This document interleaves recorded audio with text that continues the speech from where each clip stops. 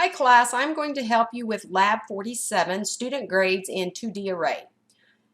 We are to write a program that will read in and save 3 exam grades, so exam 1, exam 2, and exam 3 for 5 students, and we're going to store them in a 2-dimensional array, and then we need to output our data in a nicely formatted table. So let's look at the specifications for this assignment. We should create an array of strings of size 5 called student name like in Lab 44. So just like in Lab 44, we had 5 students named Amanda Baines, Victor Hughes, Scott Collins, Lori Macbeth, and Manny Lopez, and we stored all of those names in an array of strings called student name. So if you look down here, I've given you a visual. This here is our array definition and initialization. And what it's actually doing is creating memory that looks similar to this. So this is a sample view of our memory. Next, we are to create a 2-dimensional array of integers, and it needs to be made up of 5 rows and 3 columns, and we need to name it student grade. Notice the 2 sets of brackets after the array name. This signifies that we're going to be defining a 2-dimensional array. And in this array, we need to read in the grades for each student. Now, each row of this array will contain the exam grades for each student. So in other words, in the very first row, we will store Amanda Baines' exam 1, exam 2, and exam 3 grades. So student grade sub 0, 0 will be her first grade. Student grade sub 0, 1 will be her second grade, and student grade sub 0, 2 will be her third grade. Notice that the first subscript never changes. That is because it is the row subscript. The second subscript is the column subscript, and that is changing so that we can access each column in the array student grade. I'm going to take you down to our sample memory locations and sample code that I've given you so that you can try to visualize what's happening out in memory when we have parallel arrays, one that is a single-dimensional array and the other one that is a 2-dimensional array.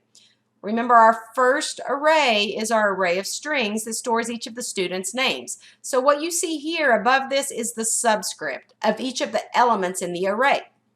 All right, the sample student grade array, remember it's a 2-dimensional array, so this is what it would look like in memory after we've read in all of our data.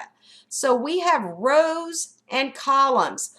This first row here, row 0, holds Amanda Baines' grades. Victor Hughes has a subscript of 1. Row 1 here holds Victor Hughes' grades. And row 2, these grades belong to Scott Collins. Lori Macbeth, well, her subscript is 3. Her grades are in row 3. So see how these are parallel arrays and the row subscript corresponds to the subscript in the student name array. Let's look at how we can define a 2-dimensional array and then populate memory with the contents from the input.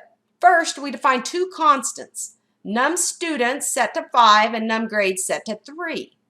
Then we define our array of integers. We're naming it student grade.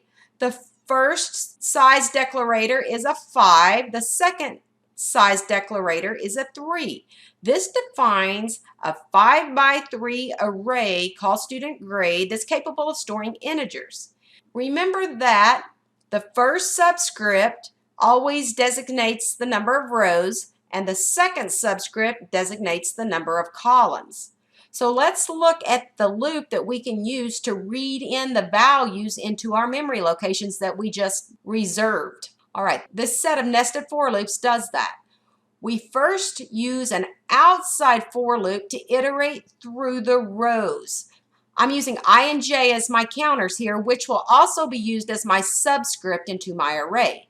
So this outside loop, think of it as iterating through the rows, and the inside loop iterating through the columns. So I start out with I set to 0, and then I test, is 0 less than 5? Well, it is. So then I'm going to go into my nested for loop, and J starts out at 0, and is J less than num grades, which is 3? Well, that's true. So I'm going to read in to student grade sub ij. This is going to read into student grade sub 00. This is going to read an 89 from my input here into my first memory location. All right, when I hit this close curly brace, I go to the update section, increment j to 1. Is 1 less than 3? It is. So I'm going to read into student grade sub 01. That's this element. Notice I'm on row 0 and I'm on column 1 here. So student grade sub 01, I'm reading from my input stream into this memory location. So I put a 90 there. And then I hit this close curly brace, which increments my J counter to 2. Is 2 less than 3? Well, that's true. So I'm going to read in another value into student grade sub 02. That is reading this 95 into this memory location. Row 0, column 2. Subscript 0 here, and my J is 2, so this is student grade sub 02.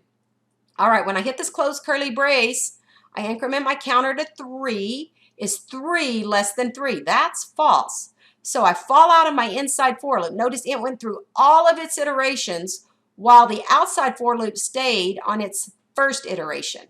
And when I hit this closed curly brace, then I go up to the update section of my outside for loop. So my I counter gets incremented from a 0 to a 1. Is 1 less than 5? Well, that's true. So I'm going to start this whole process over. I am now on row 1 because I incremented my I counter to a 1. J is starting out at 0, so I'm going to be reading into student grade sub 10. That reads this 67 into student grade sub 10, this memory location. I'm on row 1, column 0. I hit the close curly brace, increment my J counter to a 1. Now I read into student grade sub 11. That takes this 78 from my input stream and stores it here out in memory. Hit the close curly brace, increment my J counter to a 2. Is 2 less than 3? That's true, so I'm going to read into student grade sub 12. That is reading this 80 into this memory location. Hit the close curly brace, increment my J counter to a 3. Is 3 less than 3? That's false. So I'll hit this close curly brace of this for loop, increment my I counter to a 2. Is 2 less than 5? That's true. So I'm going to start executing the contents in the body of my loop, which is this nested for loop. So it's going to go through all 3 of its iterations, and it will read in this row of data into this memory location. This is going to happen for row 3 and row 4. Remember, this is row 0, 1, 2, 3, and 4. We're starting our row counter out at 0. So this is how we're going to use a set of nested for loops to populate our 2-dimensional array called student grade. Let's go back up and look at the last bullet item in our program requirements. It says, in nested for loops, print the names of the students along with their grades. The student name should be left justified in a field with a 15, and the exam grades need to be right justified in a field width of 8. So we're going to have to use some I/O manipulators to make this happen. All right, let's go down to our coding window and let me help you get started. In the coding window, I've placed the code that I gave you in the programming assignment. So just as I explained earlier, this is the code that populates this 2-dimensional array called student grades. Our student name array is populated using an initialization list. So what you have to do is write the code to create this nicely formatted table. I've given you the code to populate memory. Now the first hint I've given you is to output the table headers. The table headers are this line of output and this line of output. So what we have here is student name left justified in a field width of 15, and then these string literals, exam 1, exam 2, and exam 3, all right justified in a field width of 8. So if this is a field width of 15, and then each of these are a field width of 8, Well, 8 times 3 is 24 plus the 15. That means we're going to need to output 39 dashes. So now that you know how to write a for loop, you could actually use a for loop to output those dashes. You would just write a for loop that repeats 39 times, and in the body of the loop, output a single dash. So after that loop terminates, you will have output in the same line 39 dashes. Then you need to output an indel when you fall out of that loop. That will get you to the point where you can output the information stored in your arrays in this table. So let me take you down to the coding window again. So I've explained how to output the table headers, and then in line 29 I have this comment that says, loop through the arrays using nested for loops to output the names and grades in a table. Well, if these nested for loops work to traverse the two-dimensional array to read in values, it will also work to traverse the two-dimensional array to output values. So I'm going to copy and paste that code, and then I'm going to get rid of that line where we input values. Now let's talk about what we need to do. We need to output in a table format Amanda Baines, so our first student, and our first student's grades. So the output for Amanda Baines, or whatever student we're on, well, that needs to happen here. Because remember, the outside for loop is the one that is iterating through your rows. And each student's subscript corresponds to a row. Amanda Baines' subscript, well, that's the same number as row 0. It corresponds to the data in row 0. Victor Hughes' student name is student name sub 1, and his data correlates to student grade sub 1, 0, 1, 1, and 1, 2. So what I'm telling you is that you need to output here the student name data, and so the student name data will be indexed by your outside for loop. And inside this for loop is where you need to output your student grade data. So remember, this inside for loop goes through all of its iterations for each iteration of the outside for loop. So this is where you'll be outputting your student grade information. And then you're going to have to figure out where to put your indel, because after you've output all 3 grades right justified in a field width of 8, you need to output a single indel.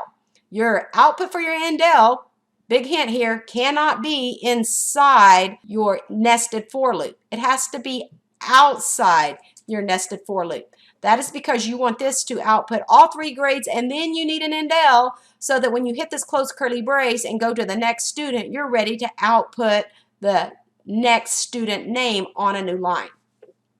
Okay, I've given you a lot of hints on this one. I hope you can write this.